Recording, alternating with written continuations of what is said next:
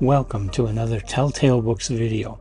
I'm Greg, and I'm getting back to Clifford D. Simak in this one. I started reading him, I got through his first two stories, and that's where I stopped quite a while ago because I had so many other things I wanted to do that I just couldn't get back to Simak. But he is one of my favorite science fiction writers. Um, And so I do want to go through everything I can get my hands on by Clifford D. Simak and read them in order of publications. And I've already been able to get my hands on almost all of his short stories because of a great series of the complete short fiction of Clifford D. Simak. This book is volume 11. I forget exactly how many there are, 13 or 14 before they wrapped it up. And they only wrapped up publishing these like last year. And these are published by Open Road Incorporated Media. So these are new books. You can go online and order and buy these. Get them through Amazon, get them through the Open Road website, wherever. You can buy these books and get the whole series. I did last year. I started buying them all up so I could do this Simax series. And I've got the entire series. Dusty Zebra and Other Stories is volume 11 in the series, and Dusty Zebra is where you're going to find Clifford Simak's third published story titled The Voice in the Void. Now, he had only first published in December of 1931. The Voice in the Void was published in March of 1932, and it was published in Wonder Stories Quarterly for March of 1932. Hugo Gernsback's magazine. I read it in Dusty Zebra. But you can get Wonder Stories Quarterly online as a PDF for free and read the story there. The illustration is pretty cool. I'm putting it at the beginning of the video because I do like the illustration. I believe it's by Frank R. Paul. He did almost all the illustrations for Wonder Stories Quarterly back then. So what is The Voice in the Void about? In it, you have Earthmen who have established bases on Mars, but there is a Martian civilization. 1932, remember. The Martians are mostly like us, but short, okay, smaller, and but otherwise they're humanoid, and they're not green-skinned or anything like that. And these two Earthmen, they're friends.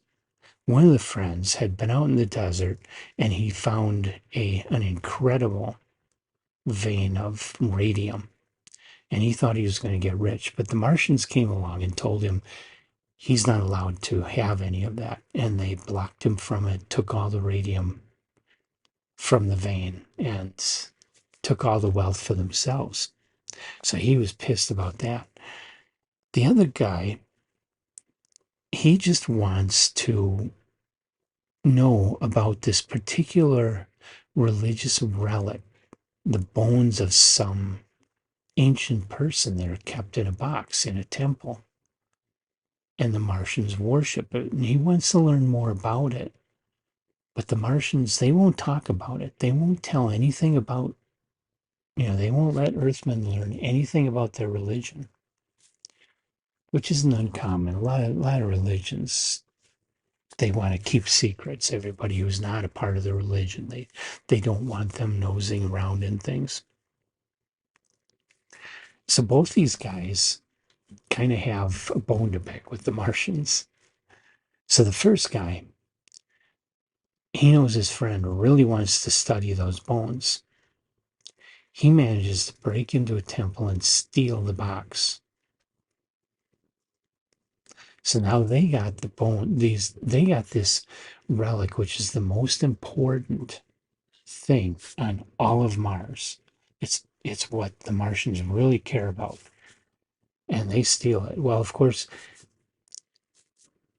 they're made to give it back, but they pull a fast one and they give them an empty box that's a replica. And so when they're kicked off of Mars, they go back to Earth and they have the original box and they hide it. And the two guys from that point, they start plotting to get revenge on the Martians. So they do manage to get back to Mars.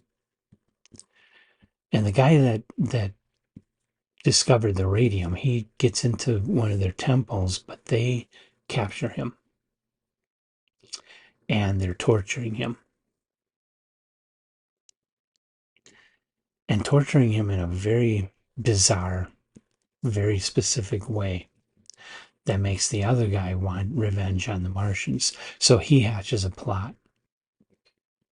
Okay, I'm going to stop here because I got to start giving spoilers if I go any further, and I don't want to spoil this one because it was a gem of a story. Simak's first two stories were just okay and were kind of what you would expect for 1931 pulp science fiction magazines. Things were pretty amateurish back then. But The Voice in the Void changes that. This one, okay, the characterization is not um, not up to really high literary standards, but the characters are good, better than most 1932 science fiction stories. It was really good, and the characterization I feel is every bit what it needs to be for this story. The story has a lot of imagination. It's got a good plot. It's got an idea. So, like all science fiction stories, you need an idea. And it has an idea, but that idea is downplayed. And the focus of the story is on these two guys and what they do and how what they do ultimately leads them to discover the idea that drives the story. This is an excellent story. I'm giving this top tail. This amazed me, especially for 1932, especially for the third published story of Clifford Simak. He's showing himself to be a professional writer at this time and every bit as good as any of the best science fiction writers of his day. He was showing where he was going to go. I mean, I already know where, I mean, City and Macedonia and Way Station and, all the other great books he wrote after this. This story is pointing the way. He's arriving and starting to hit his stride as a writer here. This is an excellent story, and I would recommend this to anybody that loves science fiction. You love science fiction, especially if you could. It's a novelette length, so it's not a short story, but it's not a novel. It's kind of a long novelette. It's kind of leaning into novella, I feel, but still novelette. So you're most likely going to read it in one sitting, but it's going to give you a good extended read during that sitting. And I feel it is totally enjoyable and very interesting and worth your time looking this one up. This is an amazing story. Well, no, it's a Wonder Stories Quarterly. um, Amazing was the competitor. Anyway, I know, bad dad joke. If you've read The Voice in the Void and have thoughts that you want to share, please leave them in the comments. Don't spoil the ending because it's a really good ending. Um, Otherwise, hit the like button, hit the subscribe button. Come on back. Number 4 by Clifford Simak is going to be Hellhounds of the Cosmos. That's a typical 1930s story if I ever heard a title. Come on back for that and much, much more from Simak and many, many other authors. Lots of Stephen King going on right now. Sorry if you're getting tired about that, but I'm working my way through a lot of stuff that's hitting me right now that I want to get through fairly quickly. Um, and yeah, come on back.